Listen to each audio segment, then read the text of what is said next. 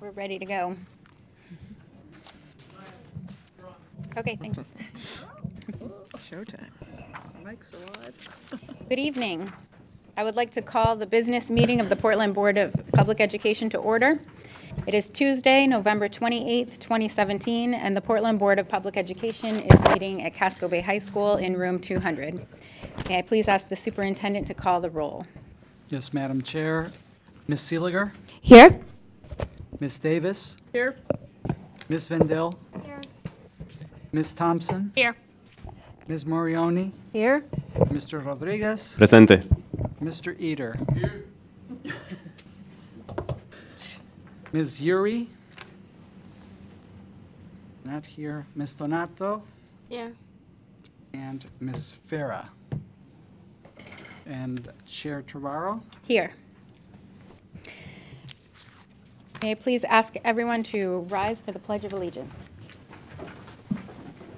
I pledge allegiance to the flag of the United States of America and to the republic for which it stands, one nation, under God, indivisible, with liberty and justice for all.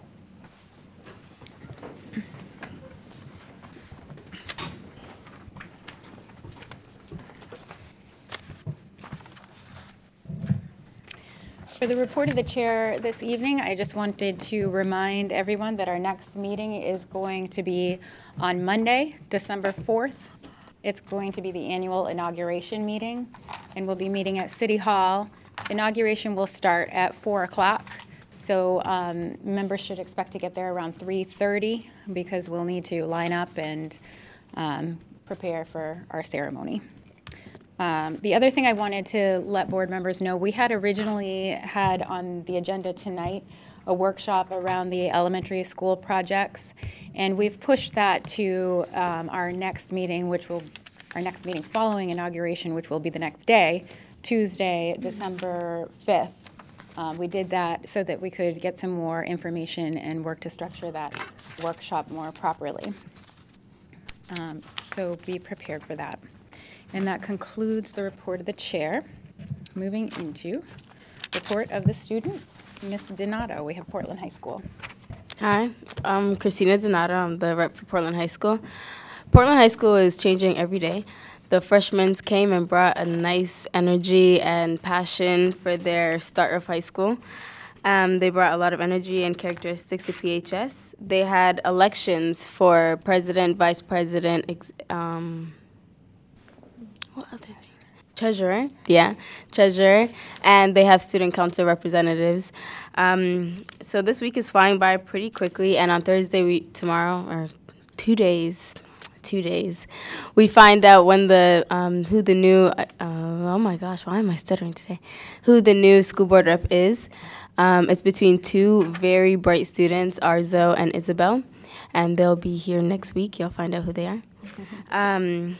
So once we find those two out, they'll be attending next week. And not only on Thursday do we have a naturalization ceremony, the junior class will also be sitting in on it, which will be in the auditorium, which will be very fun to see.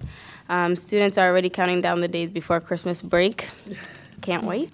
And the senior class is already getting started on their resumes and getting recommendations from their teachers and filling out their common applications and applying for different colleges to see where they may go or the career they may choose. Thanks to our English teachers, we're getting our college essays done in English classes, so many of the students already finished that. And FAFSA and everything has already been completed by most of the students, and half of them are already figuring out where they're going to be going next year. So that's very fun. And that's all for my report. Thank you, Ms. Donato. Moving into report of the superintendent. Thank you, Madam Chair. I would like to start by thanking outgoing board member John Eater for his contributions to the board during this past year. Mr. Eater, who's making a grand entrance as he makes a grand exit, has been a strong advocate for progressive issues during his tenure. Most recently, John was the impetus behind the board's consideration of fair contracting procedures, which we will be considering as we advance with the rebuilding of our 4 elementary schools. I wish you the best, John, in your next pursuits. I would also like to thank our amazing Portland student representative, Christina Donato. Christina has done a magnificent job this year. I know that you will rock it at everything that you undertake in the future, and I very much look forward to watching you walk across the stage this June and then following your future pursuits, and you are a star. So Thank you. I've loved working with you and know that you will be amazing. Can't wait. And I would also like to thank Board Chair Anna Trevorrow for her State of the School speech last week. Chair Trevorrow's remarks were indicative of the level of the board's support for the Portland Promise goals. I'm grateful to Anna and all of the board for keeping their eye on the ball and focusing on these mutually agreed upon goals as the centerpiece of our district's work. I wanted to take a moment to update you on the regionalization effort that I previewed at our last meeting. As you know, school districts are encouraged to form or join these centers. If school districts do not, they lose significant dollars in their EPS district administration allocation. Our proposal is evolving. In addition to the areas that we previously discussed, which were transportation, ELL student intake, and diversity recruitment and support, our team, which is Portland, Westbrook, and South Portland, is now considering possible collaboration around alternative high school services. We will be discussing this with the board more in depth at the December 19th board meeting, and also around shared technology services. The Department of Ed has assigned a liaison to us, Suzanne Godin, who's the former South Portland superintendent, and many of you know because she was also the Nellie Mae design facilitator for Deering High School. Suzanne will help us to focus and track our conversations as we move this effort forward. We intend to submit a Part 1 application for a regional service center with our 2 neighbor districts.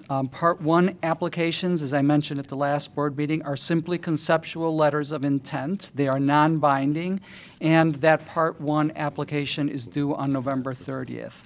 Part 2 applications are due in April, and those are much more substantive, require approval of the governing boards of all of the districts involved, and those are due, I think I mentioned, those are due in April, and before moving forward with that, we will go into more detail with the board.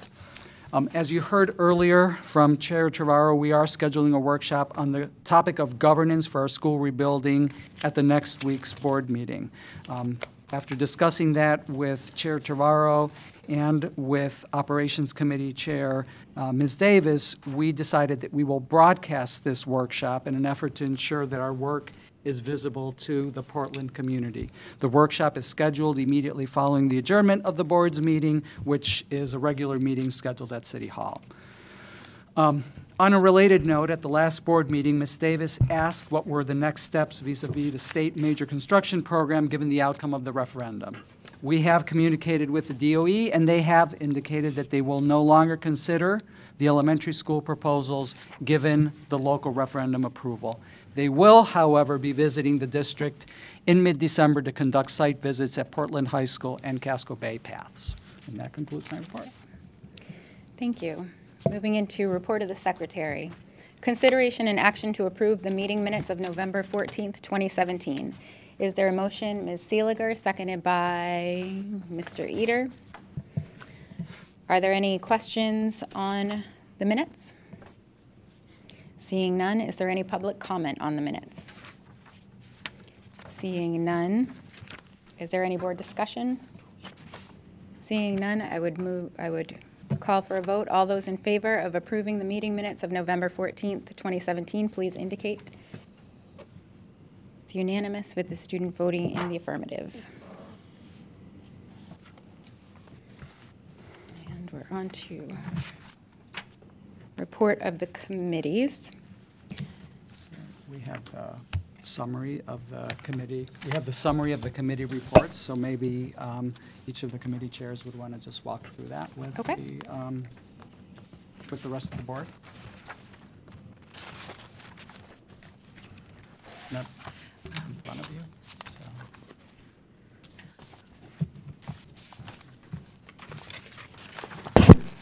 So the staff of each committee has provided in your packets a summary of the ongoing work of your committees.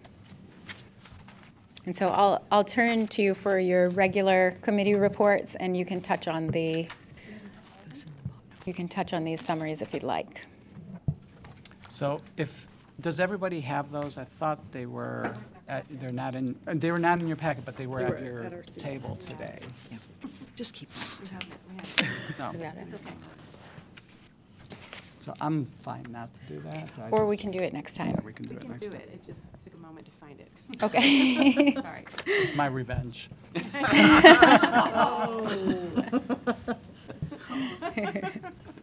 Inside joke. Okay, so beginning with curriculum, Ms. Morioni. Yay. No, I apologize. We had lots of papers going on here, but there's quite a lot that did go on this past year. I don't really want to read all of it. It's a lot. We did revise policy IKF, which was our graduation requirements. We worked on IHBGA, which is homeschooling participation in school programs. We reviewed policy IKC, which was the graduation reporting system. We drafted revisions to the policy JICI, which was then referred back to the policy committee. And we worked on the transition to proficiency-based teaching and learning systems. And each meeting, we had a report out by our chief academic officer where we were with the proficiency-based teaching and learning system, which was really helpful.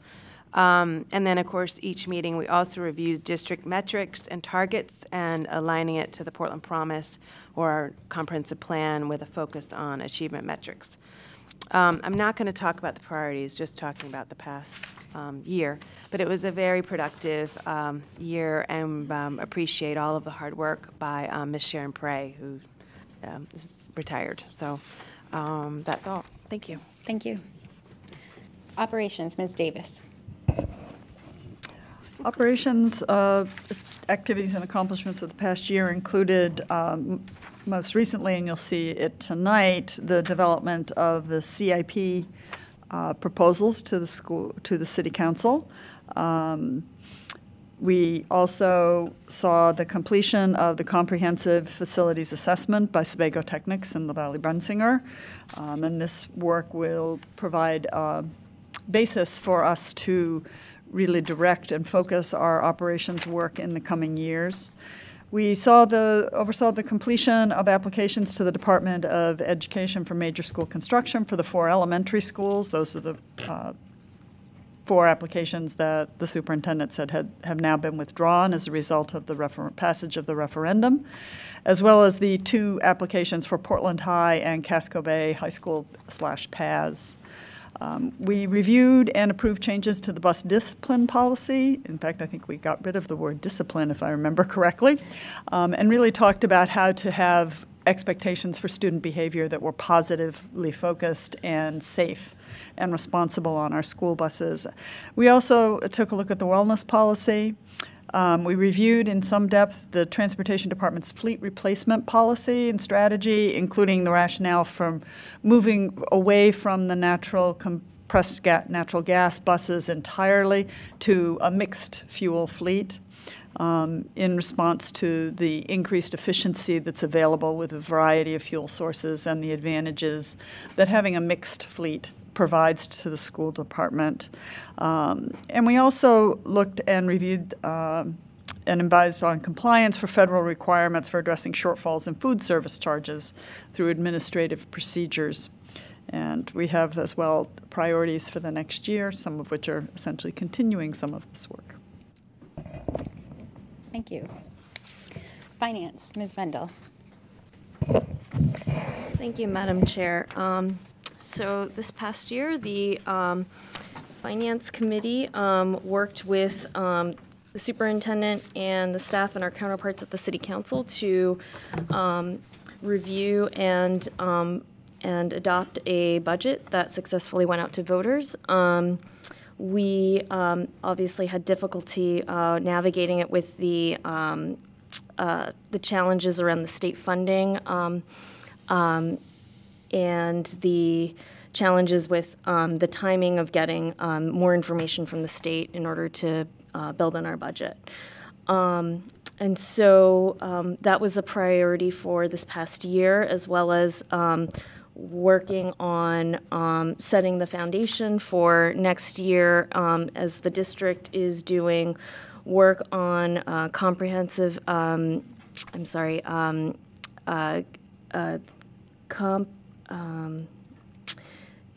compensation study and the district's ongoing work around the audit and setting the timeline for with the city, our counterparts at the city, for the school budget process. Thank you. Ms. Seeliger, Policy, Legislative, and Public Affairs. So we've got several hats in this committee. We've been reviewing board policies, developing new policies, which you will hear my entire spiel on that, our new transgender policy, in just a moment. And we recommend them to the board for approval. We also are to keep current on relevant legislative issues, develop resolutions, reports regularly to the board, and also to create community forums throughout the district involving students and community stakeholders. So we worked very hard this past year, the past 7 months, on policy JB, transgender and gender expansive students, and we thoroughly engaged members of the community, students, and experts in the field to create what I think will be a great policy to propose to everyone this evening. And we put forward our new priorities. We've got a big list of priorities for next year, including community forums and other, going back to expanding student representation at the board level, and lots of other work. Thank you. Thank you. Are there any other committee and/or member concerns? Ms. Morioni. Thank you, Madam Chair. I just want to say I have really been enjoying the PATHS General Advisory Committee meetings monthly, and I just want to do a little bit more of a report out, a better one that I had done last time about this. We met again November 16th in PATHS, and I just want to give you an overview of what other districts come to this in representation. South Portland, Bonnie Eagle, Falmouth, Gorham, Cape Elizabeth, Scarborough, Wyndham, Yarmouth, Westbrook. Hopefully I'm not forgetting anyone, but it's a really robust group that's in that meeting. And the discussion around it, of course, it's led by Mr. Kevin Stilfen, the director of PATHS, and it's chaired by Ken Cunin, who is the superintendent of South Portland. But it's very, it's packed with a lot of information, and I'm just going to give you an overview of what this past meeting was about. Mr. Stilfen talked about new programming updates for PATHS, and those new programs will be cybersecurity and outdoor recreation and tourism, and both of those will have certification, both a primary and secondary certifications offered possibly. And so it was really exciting to learn more about those possible programs coming to PATHS. The other thing he talked about, they showed a video. The South Portland High School teachers visited PATHS and did a whole video to share with their students and teachers and principals of South Portland about PATHS and why they should encourage their students to attend PATHS. And it just was sparking lots of ideas around why aren't we doing more with our own Portland students attending paths, to be perfectly honest. So, so I sat there the whole time thinking, oh, that would be a great idea for us to do. That would be another great idea for us to do. And not to say that we haven't done it before, but it just kind of reinvigorated my interest in championing and celebrating the hard work that Paths is doing, its teachers and its students, and all of the certification offerings that are there. The other they talked about recent and upcoming events at Paths. It included a Yarmouth School Committee tour that was coming up, a Falmouth High School Principal tour, Cianbro local business tour, the Portland Naval Shipyard employees touring it. And they have a program advisory committee with over 100 business leaders and families that come often on a monthly basis to visit Paths, and it's also a way for our local businesses to see what students are coming out of the programs, to already start with internship and to bring them in a training program for their companies. And oftentimes they're starting out at $16 an hour or more into the training program of some of our local companies. So within 6 months they can be trained within depending on the company that's hiring. They also did a presentation with the Cape Elizabeth School Board. Mr. Stilfen and his staff went to the school board to present about Paths, as well as to the Cape Elizabeth sophomore class. So I was just overwhelmed by how much they do in terms of marketing, and it doesn't, again, feel like it sometimes resonates as much as it should within Portland. Maybe it does. Maybe it's just me, but yeah, I just want to reflect on that a bit. But then the other thing was, after that, here at Paths, they were having the harvest meal because it was right before Thanksgiving, and they were expecting between 600 and 700 community members to come and have Thanksgiving meal there. And so Mr. Stilfen invited any of the GAC committee members to come and eat. And I think I was the only one, because I joined Mr. Stilfen and actually his brother.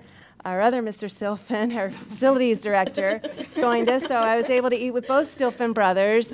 But I just want to say the hard work in the culinary classes that they did to put together this harvest meal, I just want to say a huge shout out to the students and to the staff, and how much, and again, yeah, like as you can tell, I'm just gushing about it. It was wonderful, and this program, I just think it's just a gem in our community that should continually be highlighted. So since we don't have our student rep that's there to do that, I'm happy to do that after each meeting to talk about Paths. But thank you. Thank you. Any other member concerns? Ms. Davis. Well, the Hall Building Committee hasn't met recently. The Hall building is going on, and of course it's not where people can easily see it, as they sort of, it's not an easy drive-by in real estate talk, I guess. But I really urge the public to go down and take a look. Member Thompson posted some pictures to Facebook, which really kind of give you, we're above ground and enclosing here. You can really tell that there's a school happening. And that's exciting. So I'd urge the public to take a little detour off Brighton Avenue and go take a look at the new building. And then the other thing that I just want to mention is tonight on the drive-in to the board meeting on Maine Things Considered on Maine Public Radio, there was an excellent piece on the Deering High School's increase in AP classes and expanding to a challenge by choice philosophy, really encouraging and allowing any student who would like to challenge themselves by taking a higher level class than they might have otherwise thought they should be taking. It was a really wonderful piece, talking with students and staff about the way that really getting in and taking a harder course was engaging and exciting students, the way that our staff were challenging students to think about challenging themselves was also very motivating. So it's an excellent piece, and I would urge all board members and, again, the community to look it up, listen to it. It'll probably be on a few more times, and you can find it on the web, on the Maine Public Radio site. Thank you. Any other board member concerns? Seeing none, consent items. Will the superintendent please read the items into consent? Yes, Deering High School received dress shirts and pants from David Galen of Portland. Thank you, David. Peaks Island School received Kleenex silverware for the lunchroom and gently used pants from Christina Foster of Peaks Island. Reiki Elementary School received 50 winter coats and snow pants, sweatpants, underwear, socks, and a case of smart wool socks from the National Council of Jewish Women of Southern Maine of Cumberland Foreside. East End Community School received yummy cookies and gift certificates from Two Fat Cats of Portland. East End Community School also received walking school bus bags from Cumberland County Federal Credit Union of Portland, and Paths received the following donations: tools and equipment for the woodworking class from Deborah Devine of Cumberland, concrete supplies from Concrete supplies from Quikrete Companies of Atlanta, Georgia. Do you see how that was not easy? And a 1999 Ford Ranger from Michael McIver of Portland. And thank you very much to all of those generous contributors to our schools. Great. Moving into old business. Consideration and action to adopt policy JB, transgender and gender expansive students. Comprehensive plan goals, equity and whole student. Is there a motion? Ms. Thompson, seconded by Ms. Seeliger. Will the superintendent be presenting on this motion? I will, and I know there are others who want to present, but I do want to speak to it briefly. As you know, this policy comes as a result of the USDOE's decision to reverse existing guidance to school districts about how to ensure that the needs of transgender and gender-expansive students are met in school systems.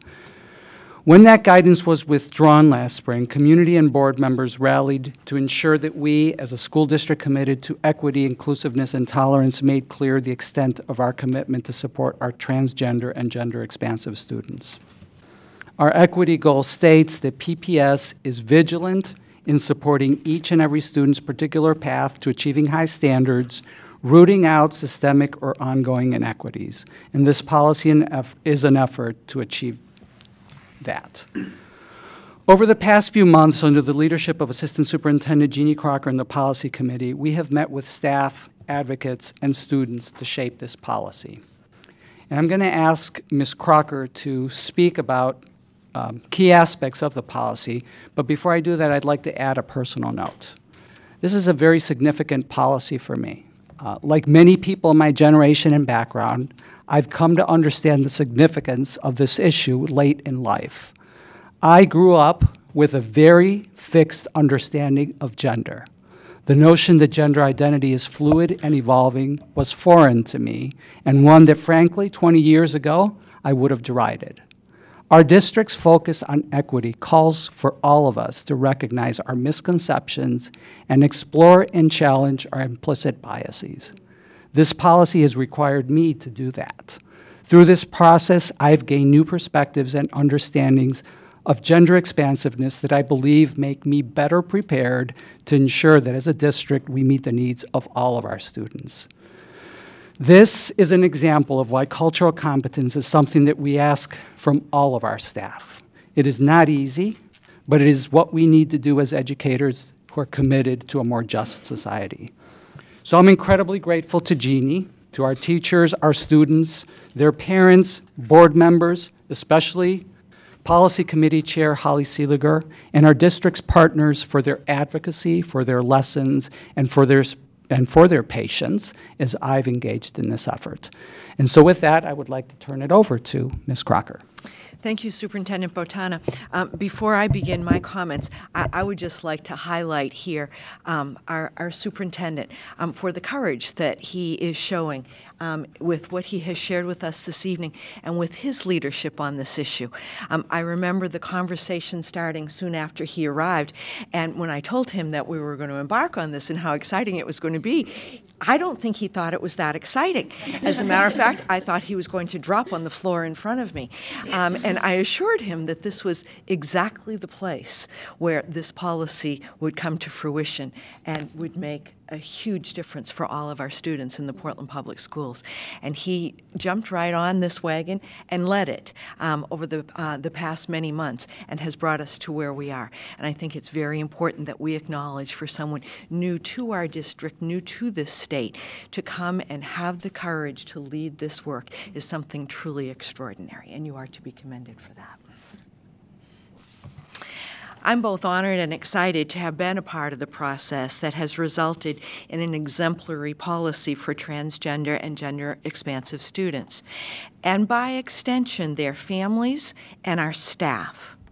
This policy gives our staff the tools they need to support our students, not by taking sides, but as we do in so many situations in our school, by working with students and their families to come to a place of safety and welcomeness in the environment for learning. The Portland Promise is the foundation of all of this work, and most especially linked to this particular policy.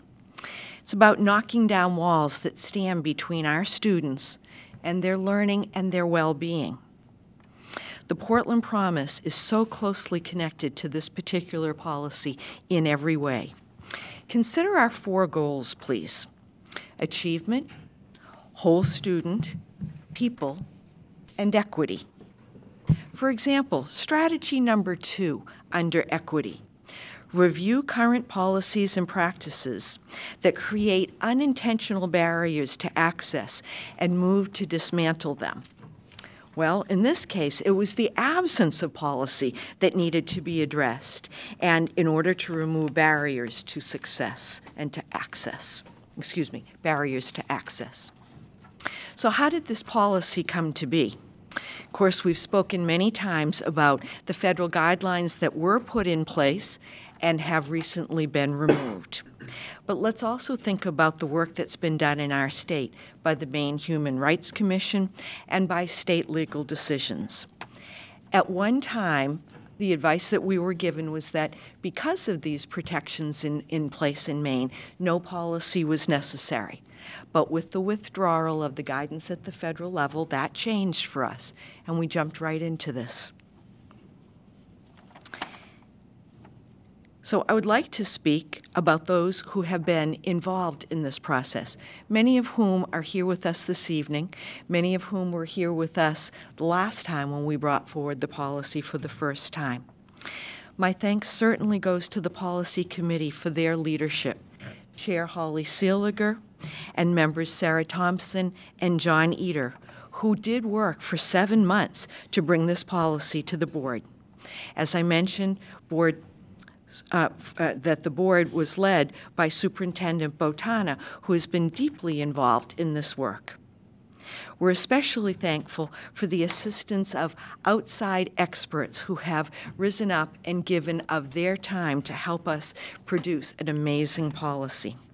And those also who, within the Portland Public Schools, educators and students of all kinds who have also worked very hard. With us this evening is Mary Bonato. She also would represent the work of Polly Crozier, who both met with us on several of occasions.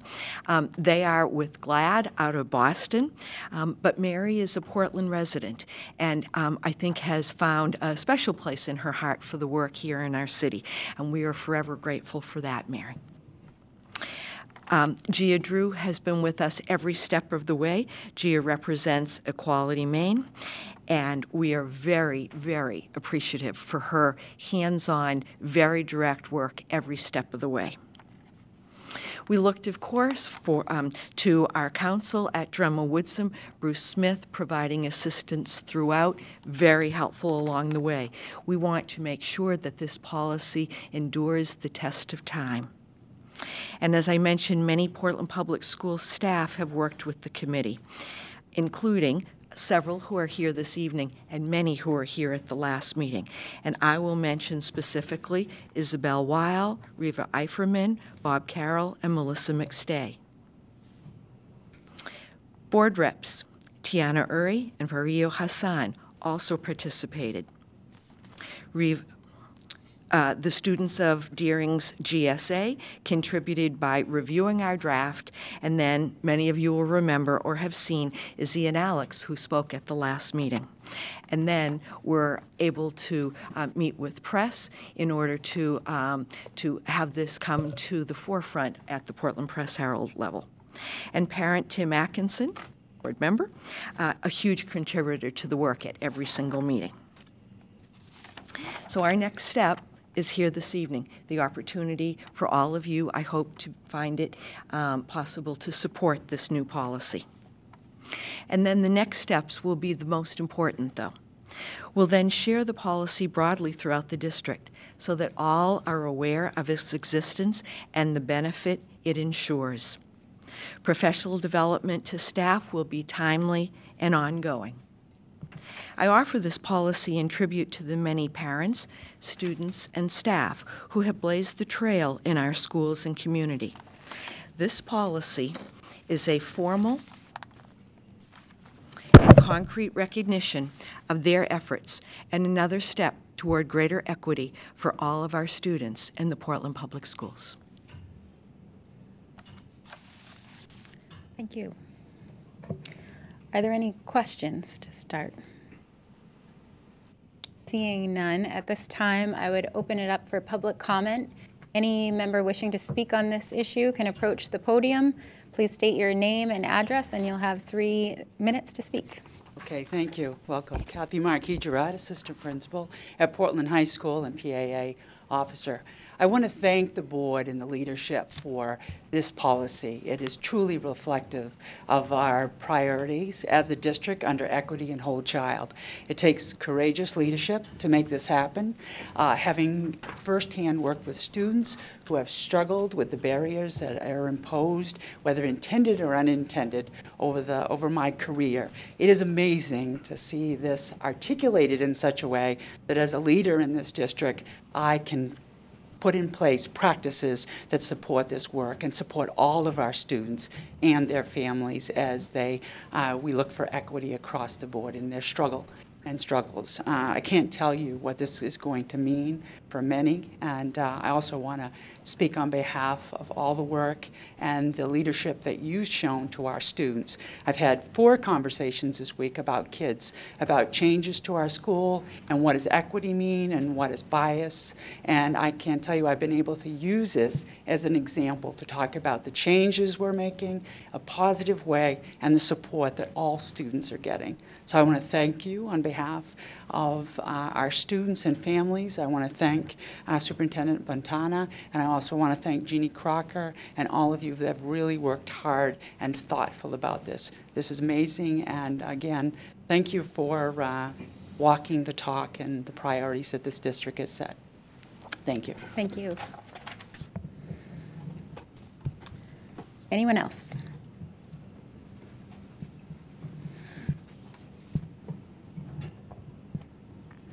Clara Porter, 72 Ratcliffe Street.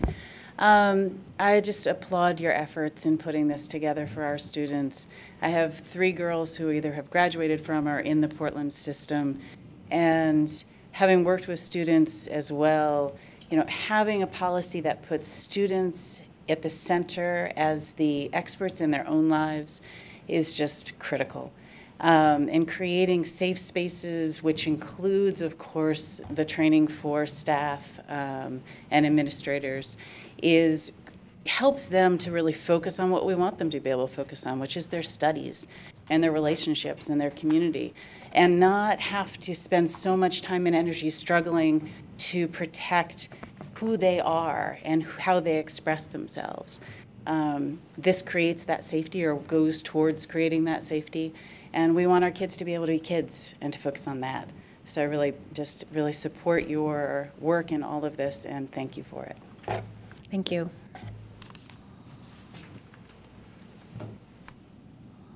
Anyone else?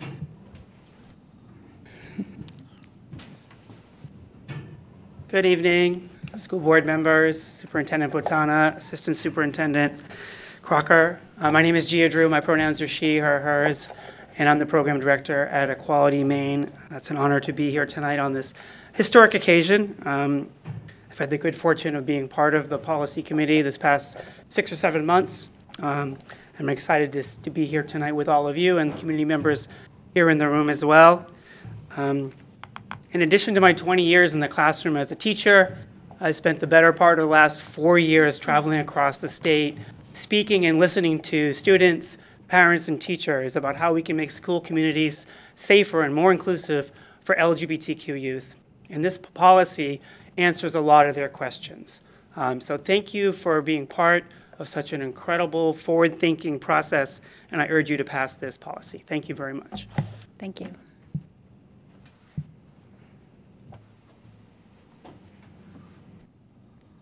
Anyone else? Hi, I'm Tim Atkinson. I live on Hartley Street. Portland is proud to be an LGBTQ-friendly city.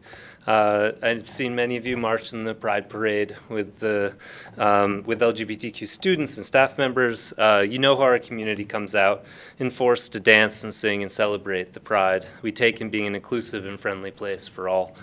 This policy shows that our city's leaders, you all, are willing to go beyond celebrations and good intentions. You invited thought leaders from Equality Maine and GLAD. You dove into the specific challenges that transgender and gender-expansive students face in school, current school practices, state law, including the Maine Human Rights Act. The result is this policy that gives very specific and clear direction on how to support transgender and gender-expansive students. Transgender and gender-expansive students have the same right to an excellent education in Portland schools as any other student. And by enacting this policy, the board is demonstrating its commitment to its mission to build relationships among families, educators, and the community to promote the healthy development and academic achievement of every learner. So I'm looking forward to celebrating the next Portland Pride celebration, and we'll be able to say that Portland schools back up our intentions with inclusive processes, deep thinking, and action. And I think that's something you should all be proud of. Thank you. Thank you. Anyone else?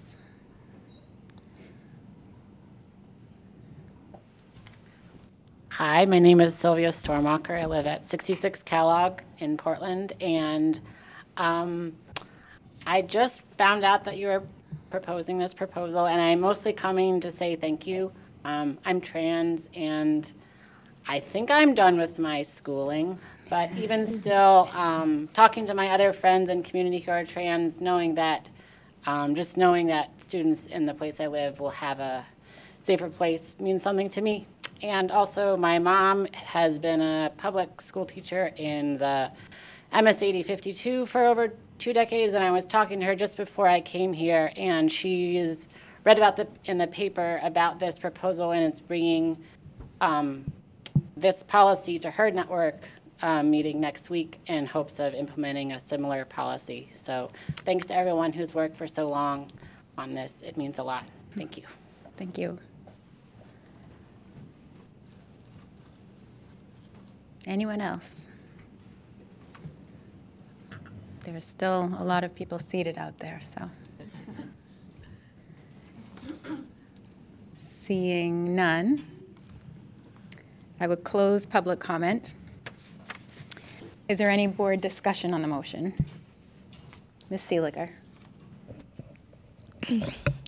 Thank you, Chair Chavarro, fellow board members, administrators, teachers, students, members of the public. It's with great honor that I'm here tonight as chair of the policy committee to introduce this transgender student policy to the Portland Board of Education.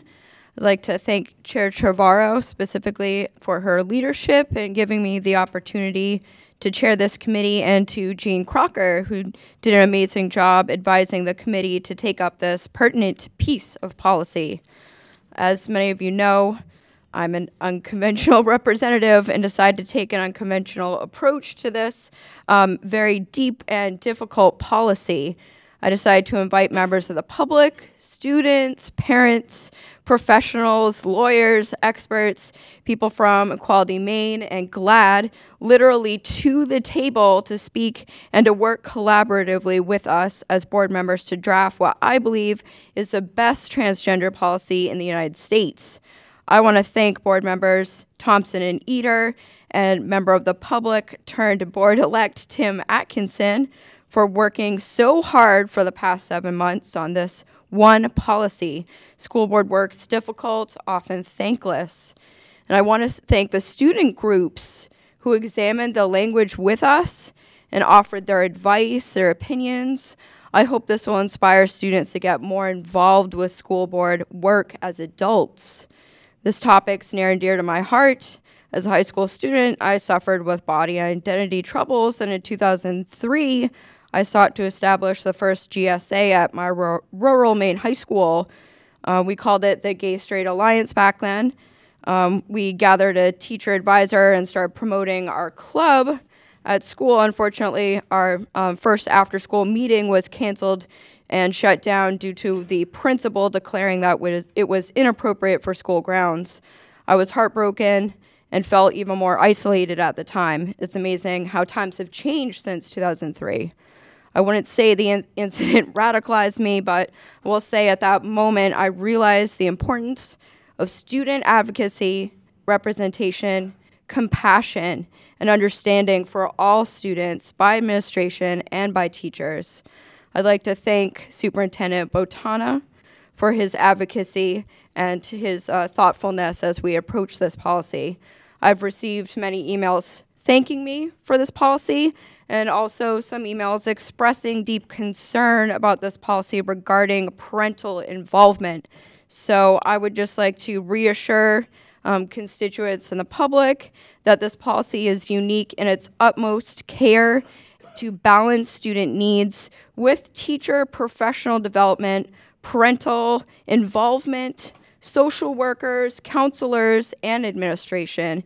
If you're concerned, you can take a look and please read the language of the policy. We had long policy meetings where we spent hours debating and collaborating on the usage of a single word. And trust me, it's worth that effort. And I actually had a lot of fun nerding out on this policy. So if I leave one legacy to the board, it's I hope that we can create an expansion of student and public involvement in board and committee meetings. And I'm so proud to have the expertise of so many voices at the table.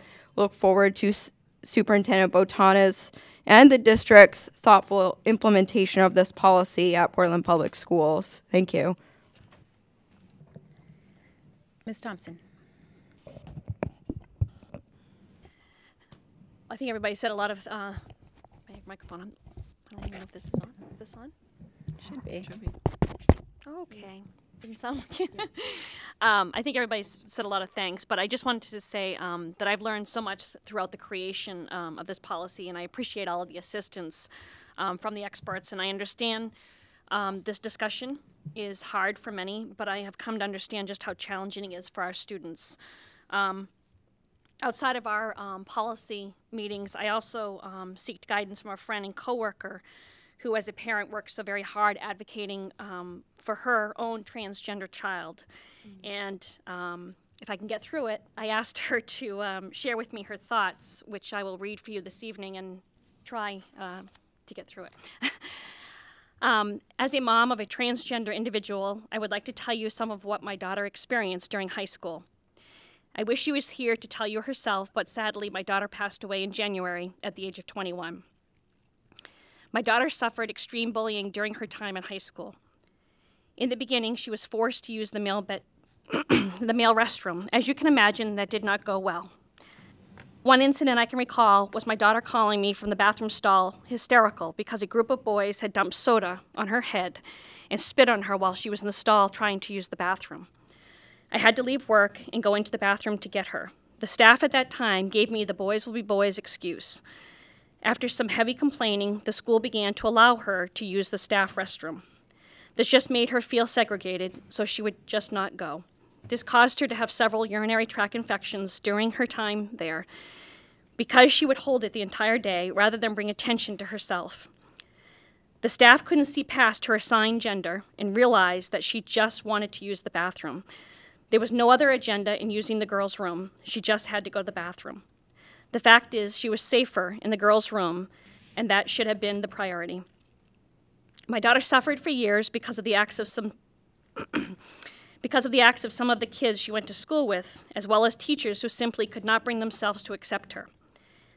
It was hard enough being in school and dealing with day-to-day verbal and physical abuse, but it continued when she came home on social media. She never received relief from the abuse. Due to the abuse, she was diagnosed with anxiety disorder, and by the time she was 19, post-traumatic stress disorder.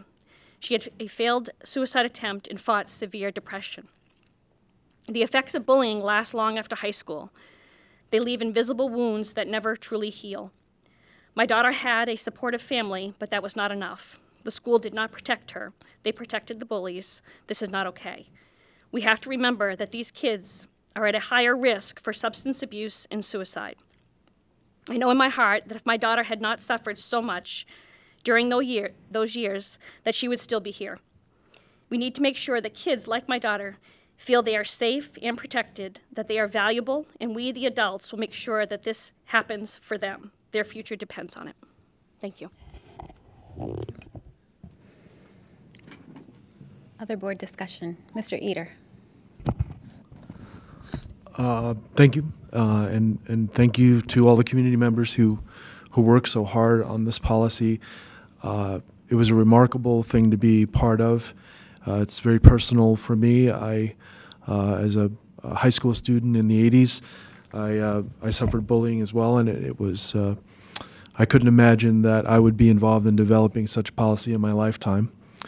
And so I am very grateful to everybody who took part in the process, and I'm grateful to our chair, Ms. Seeliger, for conducting such an open process. The process itself was a model. We often talk about the community involvement in developing policies, but this truly was a community effort, and I thank everybody involved, and thank you. Thank you. Mr. Rodriguez. Thank you. So, like my colleagues have said, I want to thank everybody that was involved in the work to put this policy together and bring it forward today for us to vote. We've heard over and over how this policy will hopefully be a model for other districts across the country to follow, and we should be incredibly proud of that, to be leading the way that way. I'm also ecstatic and really excited about the process that we took to put the policy together, the collaborative work with the community, with experts, with the school board, with teachers, with students. I think that is going to be the model for our work moving forward, and hopefully that's also something that other districts follow. I think that we've really done something special in the way that we collaborated to bring this forward. I remember a couple of years ago listening to an interview with then President Obama. I just wanted to leave a moment of silence after we said that. So I remember listening to President Obama give an interview and speaking of how his interpretation, his explanation of how policy works and how governance works, and how you really just gradually steer the ship in a certain direction. You can't take really sudden turns. You know, you just gradually steer it, and you hope that you keep going in the right direction. And I think that's what we've done, putting this policy together. We've steered the ship, the Portland sailboat, in what we feel is the right direction, the direction that supports our vision and that supports our students, our staff. And I'm incredibly proud to support this policy in a few minutes. So thank you. Other board member comments? Ms. Morioni? I think everyone has said a lot of what I would have wanted to say. I just want to say thank you so much to our leadership, to our superintendent, to Ms. Crocker, but also to our board members, because as Ms. Seeliger pointed out, it's often a thankless job and many hours put in. But I do appreciate your leadership on how you brought the community together, you brought experts. We don't have all the answers to so many things we work on, but bringing in the community and listening to our students and their needs, putting their needs first, is why we're here. And the more we can do that, and more we can, have that touchstone, is incredibly important. I am very similar to Mr. Botana in that I grew up in a small town in the South, we just didn't talk about differences of gender, and it just wasn't how it was brought up, I guess you'd say. But having grown up with parents who encouraged me to always be open-minded and to always be compassionate and to ensure you're treating another person as an equal person at the table with you, and this is really important work. So thank you. Thank you. Thank you. Ms. Bendel? Oh my gosh, everyone's making me all emotional right now. I, first of all, want to thank everyone for a tremendous amount of leadership to get us to this place. This is truly what our work is about. It's about putting students first. It's about making sure that students are supported emotionally and socially. And to Ms. Thompson's story, you know, lives are on the line. And so I'm very grateful for not just the support of the board and the staff to tackle this on, but we wouldn't be able to be here without a supportive community to reflect the values that this policy stands for.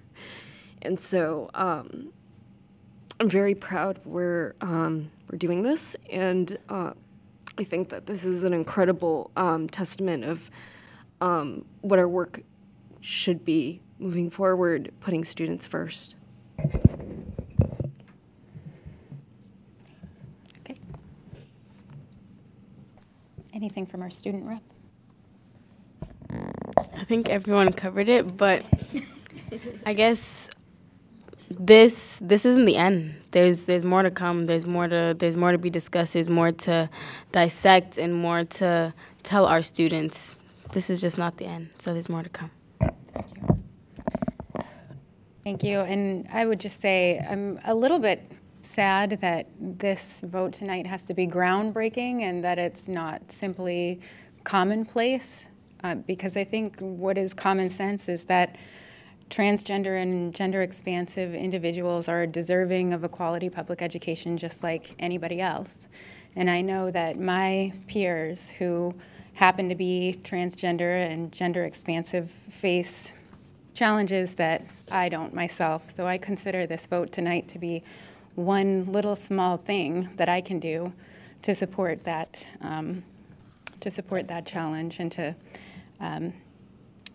bring equity to this group. So I will be supporting it tonight. And unless there's anything further, I would call for a vote. All those in favor of adopting policy JB, transgender and gender expansive students, please indicate. It is unanimous with the student voting in the affirmative.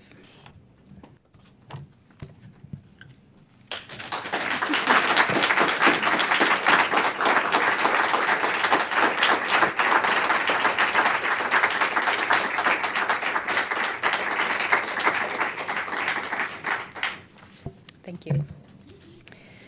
Consideration and action to recommend the 2019 CIP project list and the 5-year CIP plan to the City Council. Is there a motion? Ms. Morioni, seconded by Ms. Davis. Would the superintendent like to speak to the motion? I would. Today, we're asking you to approve our proposed CIP for just over $4 million. As we discussed at the November 14th workshop, the Operations Committee approved a CIP proposal at the October 24th meeting. The proposed CIP amount is consistent with the financial guidance that we were given by the city manager, and it's expected that $1 million of this amount will come from the district's reserves. The proposal before you includes a careful review of the original 2019 CIP request, which was for over $7 million, and key projects that were derived from the 2017 Comprehensive Facilities Analysis, the Sebago Technics report. And the proposal, as it winds up, is structured around a focus on life safety and ADA compliance which were part of the original 2019 CIP request, and more pressing projects that emerged from the facilities analysis. It also includes the delayed implementation of a new district phone system and regular transportation replacement bus purchases. I do want to bring to your attention to a change in what we are proposing today that is different from what you received in your packet and we discussed at the workshop and first read on November 14th. The change does not affect the bottom line, but we are proposing to eliminate the $750,000 that was to be used for the paving project at Lyseth. Funding for that was fully restored late in the BFOF process, and the difference between what is in BFOF, which is approximately $1.6 million, and what is required for that project is currently in the city's 2018 CIP. So what we're proposing to do is to use the $750,000 as follows.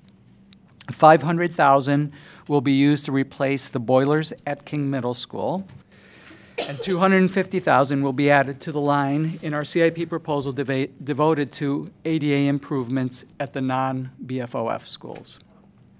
Facility Director Steve Stilfen is here to answer any questions that you may have about the change or any other aspects of the CIP request.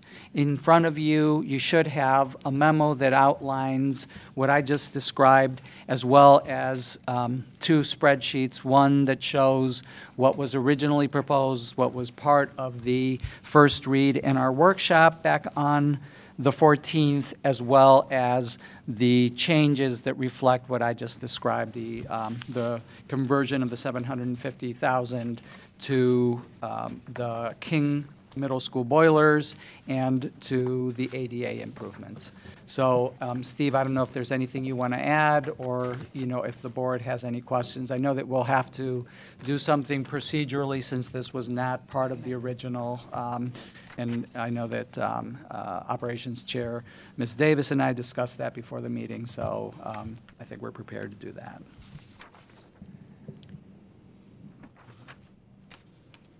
Did you have anything to add, Mr. Stilfen? Madam Chair, nothing to add. Superintendent Botana explained it pretty clearly, and I tried to clarify it in a short memo here. If there are questions, I'm certainly available to speak to them. And if I could speak to the last, the passing of the expansion, that whole thing was impressive to see. And when we talk about equity and we leave it untagged to under the law, and that was impressive, and the courage that it does take to move these processes forward. Very proud to have been sitting here and a part of that tonight. And as facilities, there are many things, as a student representative spoke to, that we can pave the way for more changes that can be seen in how we honor students within the buildings. So it was pretty impressive. I'm very happy to be a part of this group. Thank you. Thank you. Okay, so I guess Sorry, just one more question. Do you have a question? Just to clarify.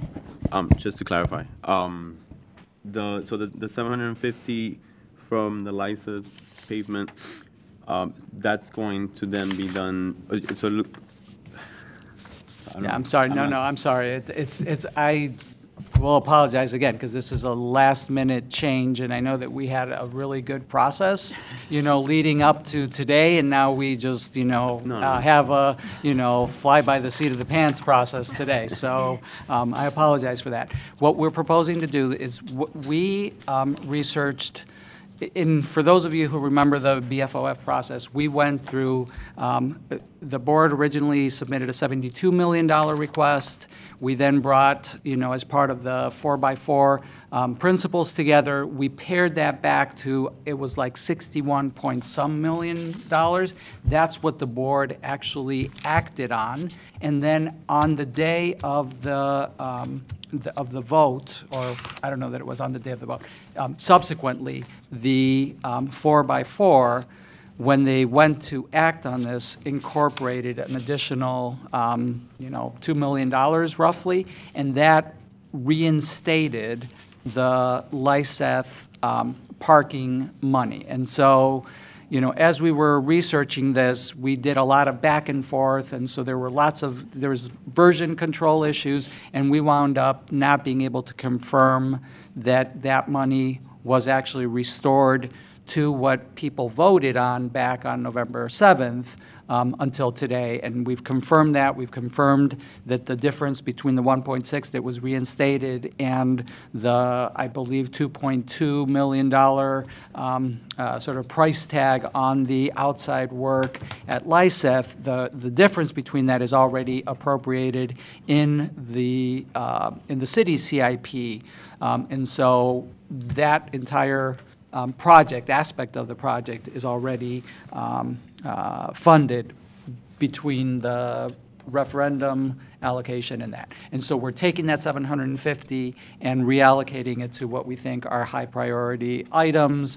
The King boiler is something that we need to get to this year or next, and we have very significant over $1 million in additional ADA improvements that need to happen in the non-BFOF schools. This brings the total to somewhere in the neighborhood of $350,000 of that. So again, I apologize for that. No, that's fine. Appreciate the breakdown. So I guess my follow-up question would be, so the entire project of paving Lyseth and Lyman Moore, it's being paid through the city CIP, the bonds, and then there's work that's already been done, because I believe some of the engineering in the field has already started, and that I'm assuming had been paid through a prior year CIP. Is that correct? Am I right? Okay.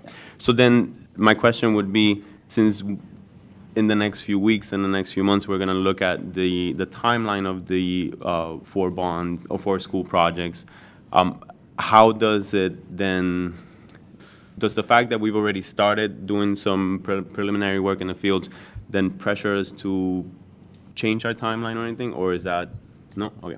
That project can continue. I mean, that project, in fact, would have needed to be done if the referendum was not approved, and so that 750, and then some would have been in, CIP requests over the next couple of years in order to make sure that we would be able to do that. So it does not, that's all external work. It's related to the Lyseth project, but it does not, either push Lyseth to the beginning or to the end or anything along those lines. So, and we are planning to walk through some potential timelines for the different projects at the workshop next week. So you'll have a better understanding of how that plays out. Perfect. Excellent. Appreciate that. Any other questions? Ms. Morioni. I was hoping Mr. Stilfen could just expand a little bit more on the $500,000 worth of ADA improvements for other schools. Like what schools, and a little more specifics would be great. What schools? Well, it's is it in that? A multiple of schools, and you could choose just about anyone in the district. And the $338,000 that's indicated here still leaves, and through the assessment from La Valley, another $500,000. So we've increased the investment in ADA compliance in sinks, access bathrooms, doors, door access, door controls, doorknobs, entrances that are defined in the La Valley-Bressinger assessment. So they're widely distributed, and the numbers were established per unit cost on a rough estimate of what a sink costs, or in the total numbers are within that assessment of Sebago and Valley-Bressinger. So to give you specific schools, I would have to go through and break out each school, but there are issues in all schools.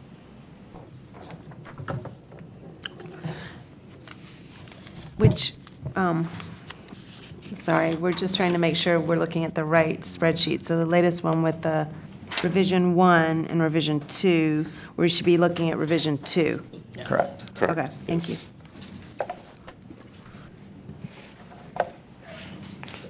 So as the superintendent indicated, the bottom line is the same. The the funds are going to a project that was tagged as priority by the school department in the King boilers. Now comes back in from the confirmation of funds available to fund the full project, like Seth Moore circulation project. So when we evaluate ADA life safety on the list, we could have run another year on the boilers at King and then revisit it in the CIP. Well, we have the opportunity to do it now. Thank you very much. Thank you. Any other questions? Seeing none, I guess I would call for public comment at this time. Is there any public comment on the CIP? I'm just, I haven't been here. My name is Mark Riley. I don't know Just procedure here, but. State your name and your address, and you'll have 3 minutes to speak, but we have moved on to the CIP project. Yeah, that's okay. fine. Yep. My name is Mark Riley. I live on Olympia Street. I guess I'm just trying to get a clarification. Am I understanding we're taking part of the money of the bond that we just passed and moving it to something different? Is that, did I hear that right? No. Or did I mishear you? Because I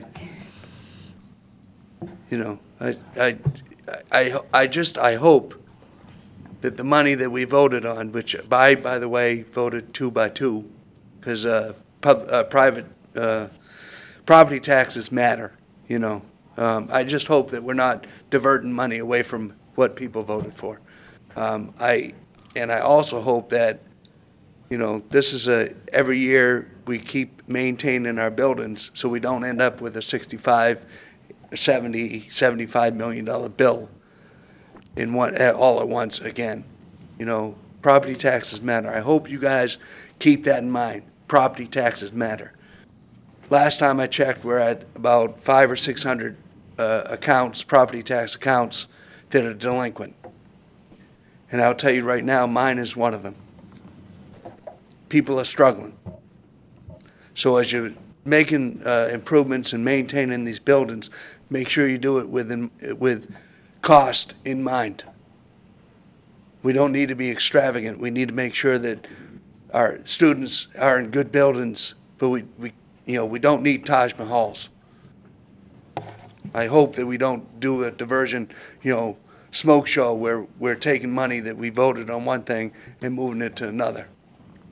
I'm going to make sure, to the best of my ability, I've worked 45 hours in the past 4 days, so I'm tired, but I'm going to make sure that I keep as up to date as I can on these renovations, because I didn't support having the $65 million coming from property taxes when we still had an opportunity to maybe get some state money.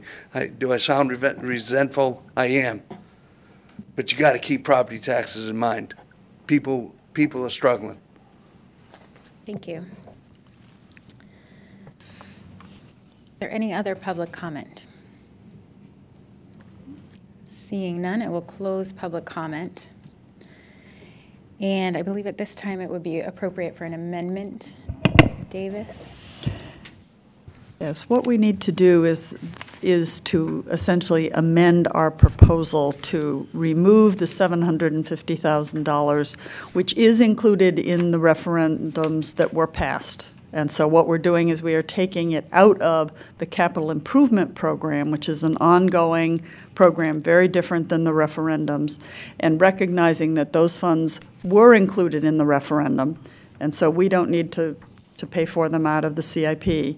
So we would remove the $750,000 that was to pay for the more paving improvements, and instead to spend that on $500,000 on replacing the boiler number 1 at King, and increasing the funding for accessibility, ADA improvements at the buildings which were not covered by the referendums. So with the buildings that were covered by the referendums have ADA improvements built into theirs, I'm assuming, or they have whatever they have, and this will focus on the ADA improvements and our other buildings.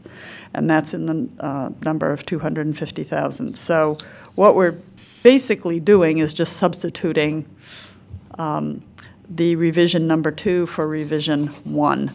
So we can, essentially, the motion is to replace revision 1 with revision 2 in the CIP program that we're forwarding or have forwarded to the city. Is there a second to the amendment? Second. Ms. Thompson. Any questions on the amendment? Seeing none. Any public comment on the amendment? Seeing none. Any board discussion on the amendment? Seeing none, now we're voting on the amendment, which is to replace revision 1 with 2. With revision 2. All those in favor?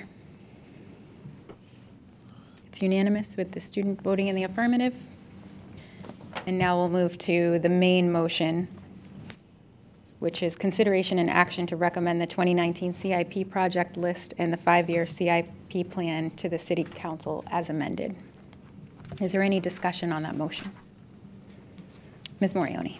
I just want to reiterate again for the public, this is not changing in any way what we the taxpayers of Portland voted on with the $65 million. So just want to put that out there, make sure everyone understands it doesn't change that in any way. This is just changing the CIP, what the CIP is going to be spent on. Correct. Thank you. Any other discussion? Mr. Rodriguez. And I just want to add to that of what we did add back onto the second revision, that it followed the same categories that we highlighted throughout the entire CIP process with the life safety, ADA. So it kind of, this would have been there if the original 750 we had spotted that earlier on. So this would have been the course either way. So just again for clarity. Thank you. Thank you. And if there's no further discussion, I will call for a vote. All those in favor of recommending the 2019 CIP project list and the 5-year CIP plan to the City Council as amended, please indicate. It's unanimous with the student voting in the affirmative.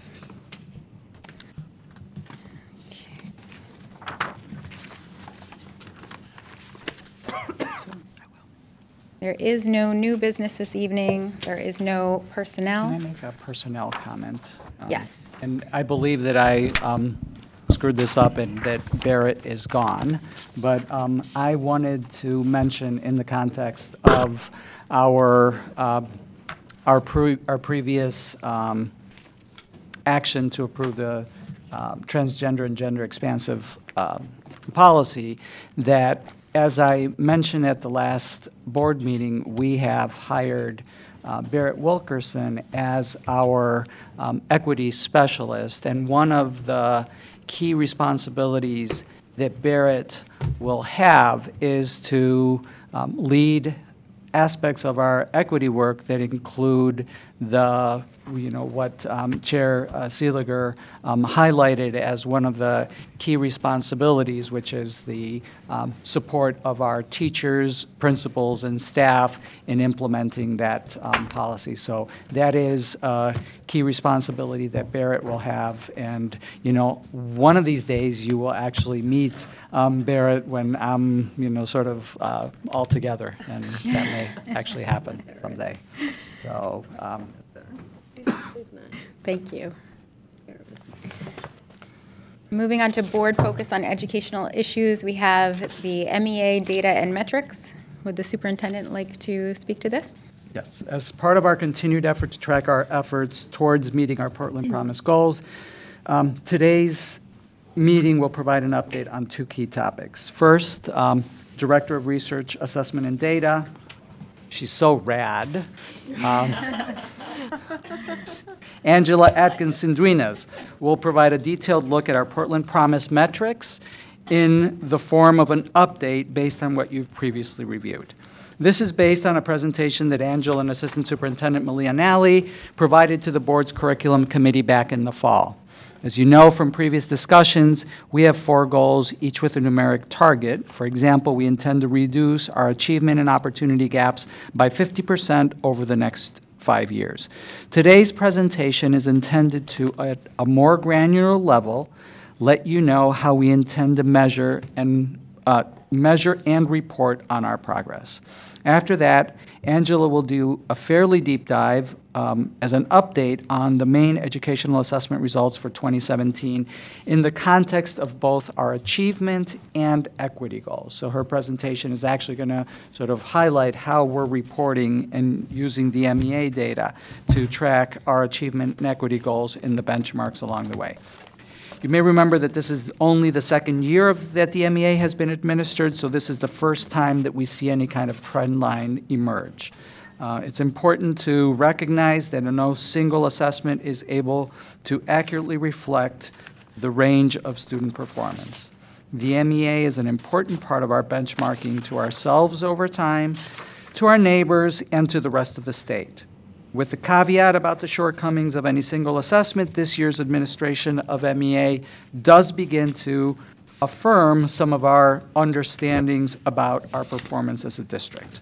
So I'm very grateful that Angela is going to do this. I'm very grateful that Angela is in this key new role for us in the district. We've made access to data a strategy within our Portland Promise, and I'm confident that with Angela's focus on this strategy, we are increasingly well positioned to execute on that. And so, Angela, take it away. Good evening, everyone. We might start calling this the Late Ed Show.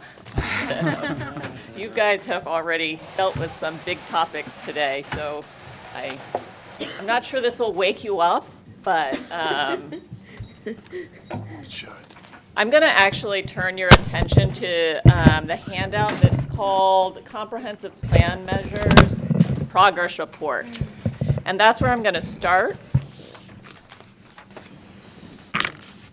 Just this kind of two-sided page there. And what I'm just going to do is kind of walk you through our goals and what the measures were along the way toward those goals that have already been laid out in the comprehensive plan, and then point out to you what our progress is towards how we might measure those or where we are in kind of making that determination. So the first goal that I'm going to point you to is the goal for achievement. And just a reminder, the first one, we're looking at pre-K readiness. We are engaged in a study with our community partners led by Starting Strong and the Data Innovation Project at USM to look more closely at our pre-K data and actually to use our Portland Public Schools pre-K enrollment, our enrollment in kindergarten data. We've looked at our kindergarten and our current first grade class. We've gone through their files to look more specifically about how many of them actually had a pre-K experience. The data that we had previously, we were looking at estimates from the census data, and that was showing that we had about 50% of Portland students were involved in a pre-K program, and when we look at our actual data, it's looking at it's closer to 70%. But then the question is kind of what kind of quality rating do those pre-K experiences have? How long have they been in pre-K? But we're hopeful that as the researchers at the Data Innovation Project kind of continue with this study, that will help inform our pre-K strategy. I think Malia has already given you an update on that, but that's continues to progress, and I think we'll have more information after in the spring, early on. The other indicators from 3rd, 4th, 7th, 8th grade are all kind of based on the Maine educational assessment, so I'm going to delay talking about those in too much detail. You'll notice that we do have baselines and targets on this form, so that is an update since we've talked. At 9th grade, we are still looking at what would be an on-track indicator for our 9th grade. Typically, the models that look at 9th grade to see if they're on track to graduation have to do with course failures, credits earned in a year, and attendance. So you may have remember, way early in the year, I talked about kind of a data dashboard that we were rolling out. That dashboard does have some capacity to help us with that on-track indicator. So we're gonna, once that is finished with development and is rolled out, then we'll have, I think, a better sense of whether that will serve our needs in that area. I'm going to just keep moving. Okay.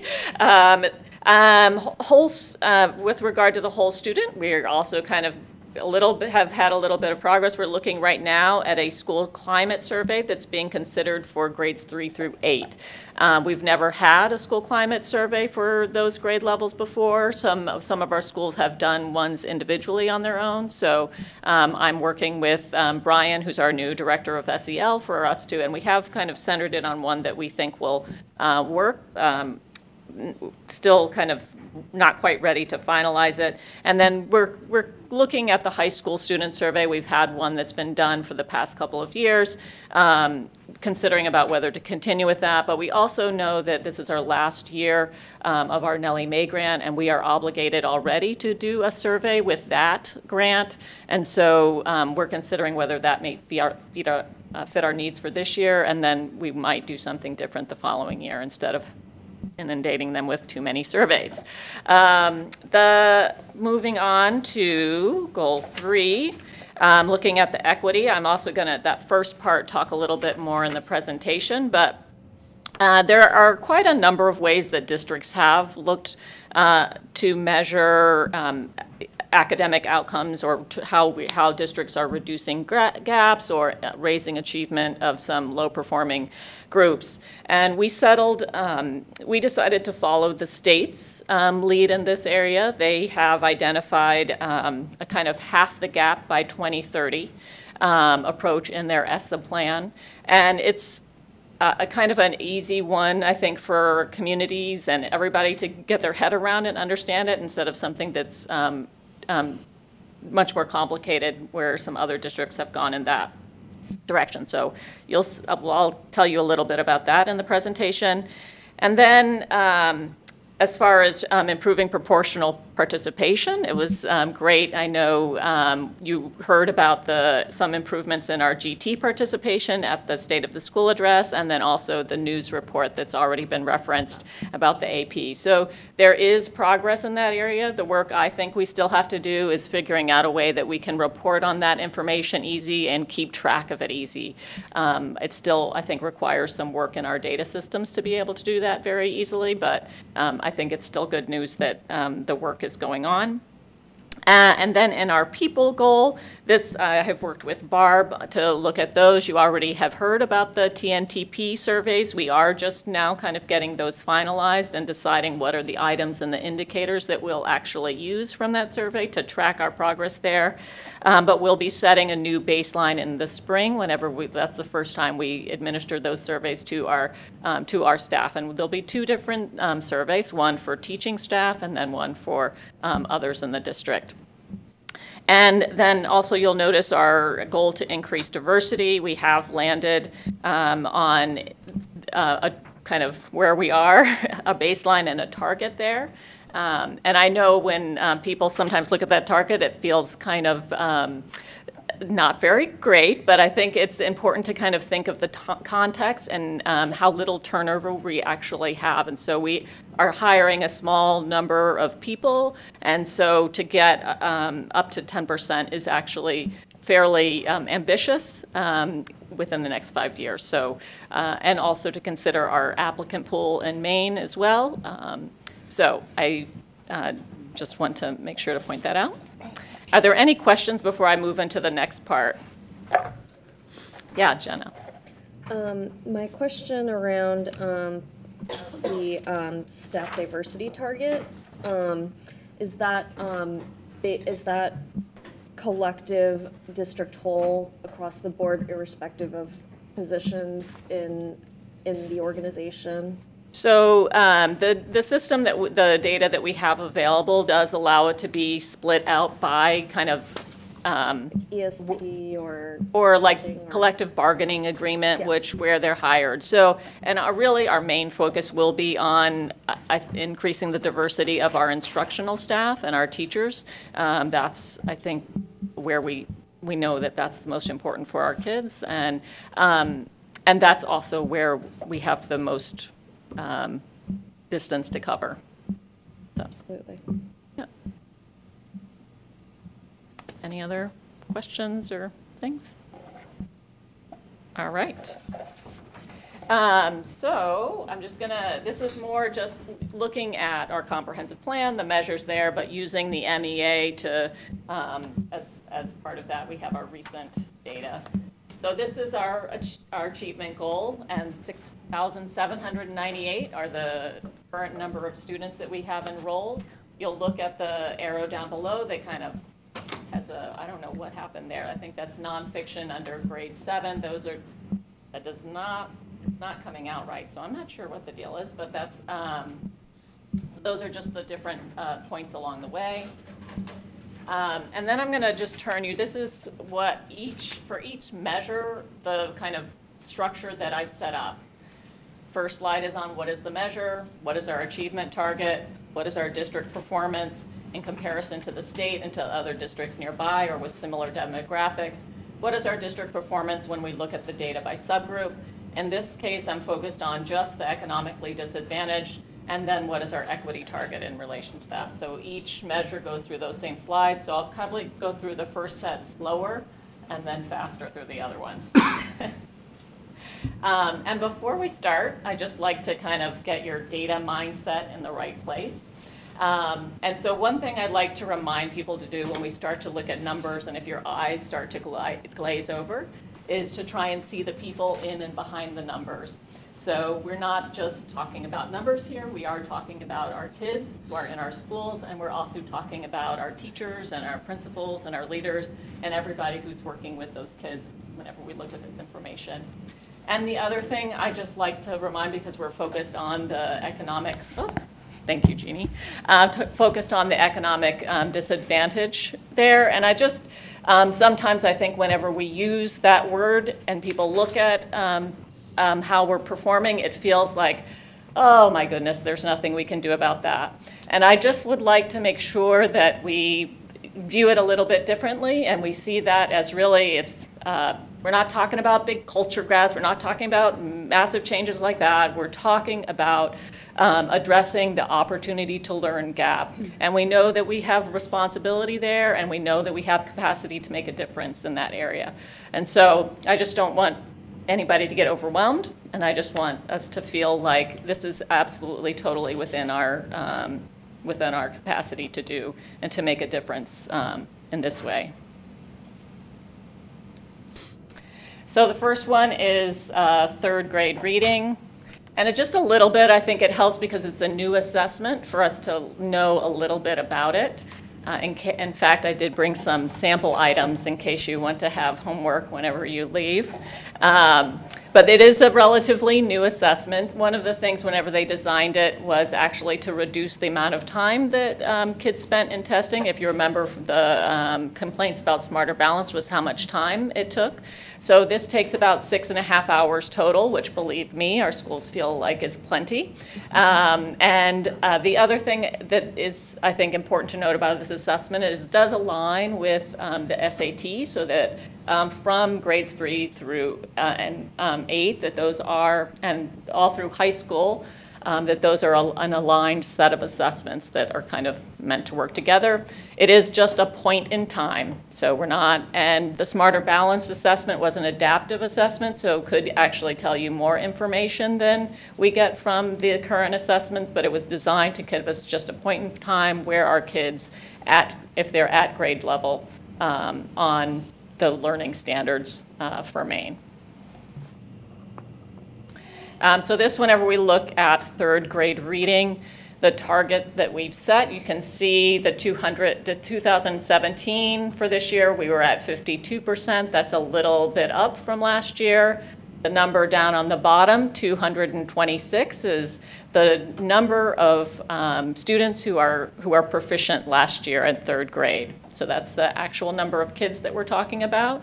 When we think about our Portland Promise goals, we're in 2022, that is our target of 60. I've also added in the Thrive 2027 goals, which is a community, county-wide effort to improve some indicators for people in Portland, and that's led by the United Way. And so we are part of that initiative, and that would be, those goals haven't been kind of firmly set, but that's kind of where we see the possible target.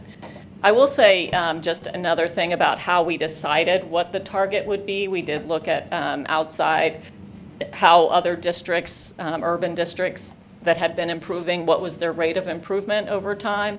And really it was about 1 to 2% rate of improvement over time. So we are trying to set goals that are realistic and also ambitious. And I'm sure Malia has her own personal internal targets, that stretch targets that push us beyond. So, but for, when we're talking about this, we really want to put it out as something for us to believe that we can achieve it. And I think that that will help activate kind of our energy around that.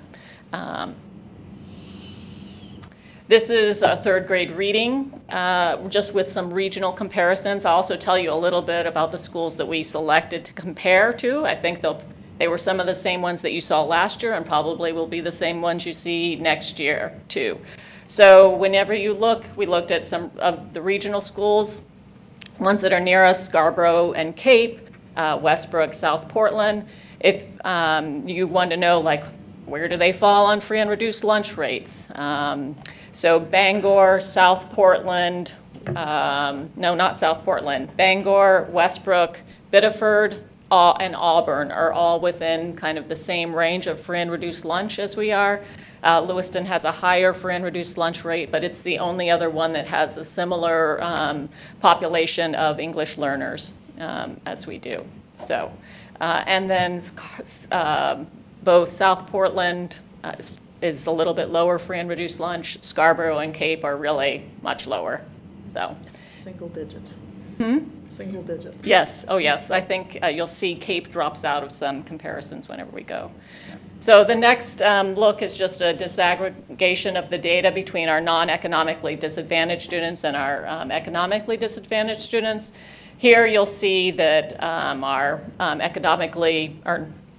disadvantaged students are performing above the state average, actually, and our economically advantaged group also is.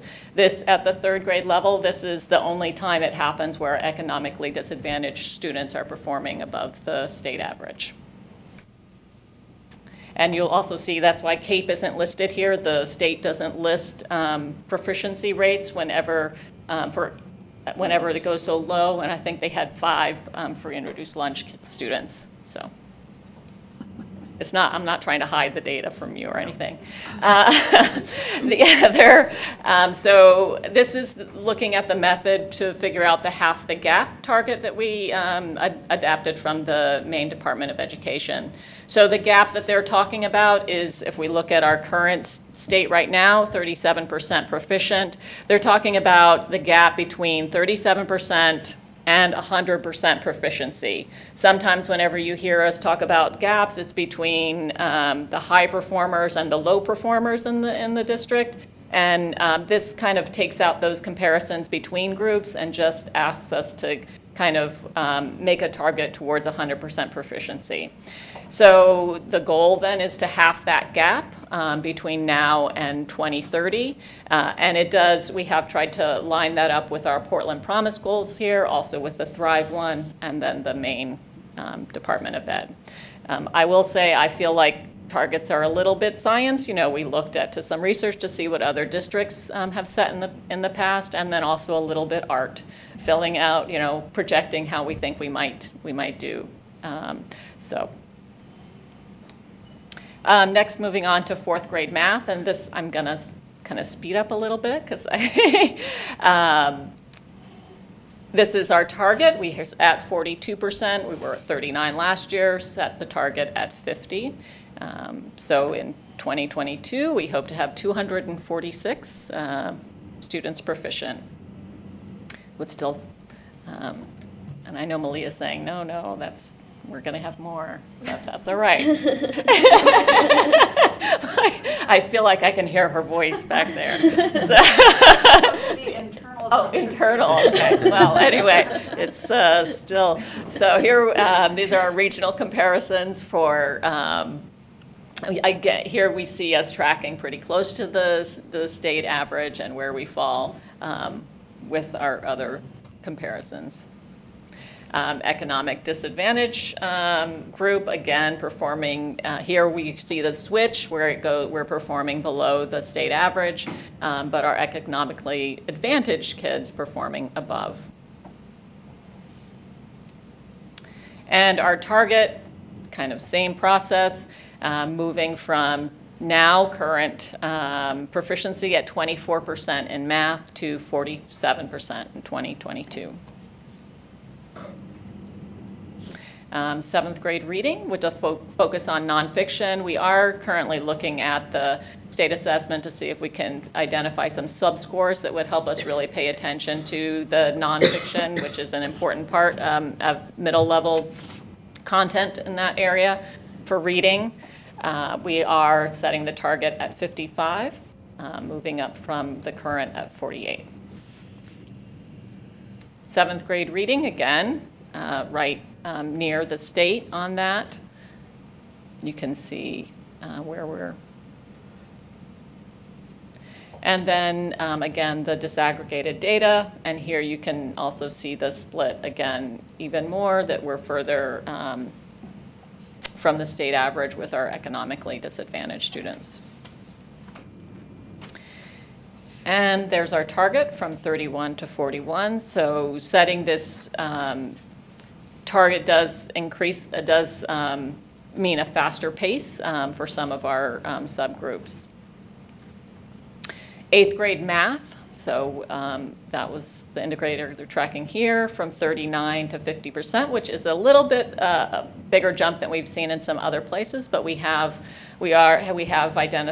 math coaches now. We also are will be adopting a new curriculum, and so I think we're optimistic that will have some effect. 8th grade math. This is here, we're just above the state average. And splitting it out by economic status. Again, our economically advantaged students doing very well, and then our not economically disadvantaged students below the state average. And that would be, so then our goal for 2022 would be 28%. That's up from 18%. And now I'm going to just turn to the high school assessment, which is the SAT. And we didn't specify any measures that related to the SAT in our comprehensive plan. It is something that we still track, that we will still disaggregate, but we haven't set any specific targets around that. I imagine that schools will do that at the school level and that we will probably do that internally, but we just haven't set targets around those yet. The other thing, the SAT has been revised. The new revision was first administered in March 2016. It is better aligned with what is taught in classrooms, and they looked at the curriculum at 2-year and 4-year institutions to redesign the assessment. If you haven't looked at it in a while, it does look different. And there's 3 components on it: the evidence-based reading and writing, the math, and the essay. This is the essay, even though students have done it before, it hasn't been included in our scores yet, but we're expected to see scores on that included this coming year. And the time it takes for kids to take that assessment is 3 hours and 50 minutes. And so this is for high school math. This is where we are following there, also not a little bit below the state average, but still right around there. And where our kids are economically disadvantaged kids, again, below the state average, and then our advantaged kids above. And we see kind of similar pattern for reading and writing. And again, similar pattern here for there. And then I'm just what I would take away here, that the big picture is that we are work is in progress to align our data and reporting systems with our comprehensive plan, the Portland Promise.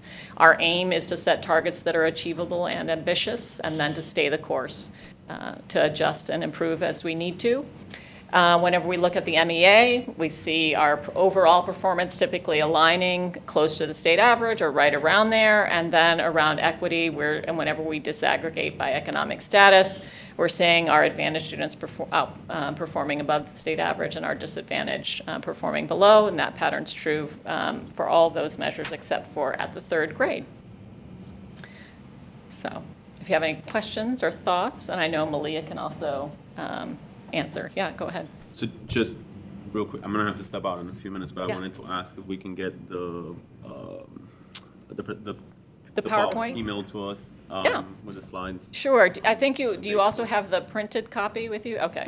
So what I have is the two-sided, not the. Okay.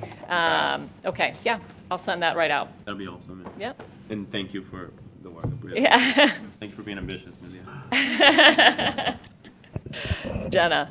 Just to piggyback on that, but going a little bit beyond just emailing the board, if we could actually have this posted publicly, that this is, an important, opportunity to, provide access to our community around, important issues happening in our schools. Bring that up with Javier and Grace. All right. Yeah. Yes, Marnie. Also, it'd be interesting to see, looking at comparing those other districts on the achievement. I'm just interested how many of those have fully transitioned to where they are in the proficiency-based learning, teaching model work. I think Curious. the other, curiosity around that is, I think how much they've devoted to curriculum over time. For instance, I think South Portland is really kind of more advanced than we are in that way. I think that's an area of focus for us and an area of need of kind of really focusing in on that too. So it could definitely help too in helping to sell the plan, so to speak. So I mean, just if we're comparing, just make sure it's apples to apples. In that way too, it would be helpful, I think. Yeah, that's good. Right. Thank you all. Thank you. All right. Get home and get to bed.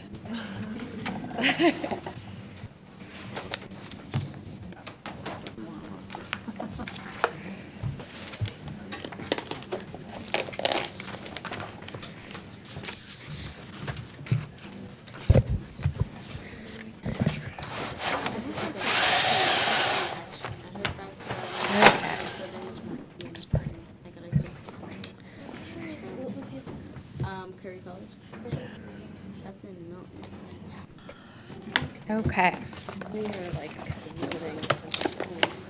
So that brings us to public comment, where it is before the hour of 10 o'clock. We would take public comment on any items not on this evening's agenda. Seeing none, I will close public comment and call for a motion for adjournment. Ms. Davis, seconded by Ms. Morioni. All those in favor, please indicate. It's unanimous with all those remaining. 1, 2, 3, 4, 5. Do we have enough? We did. There's no quorum. Yeah.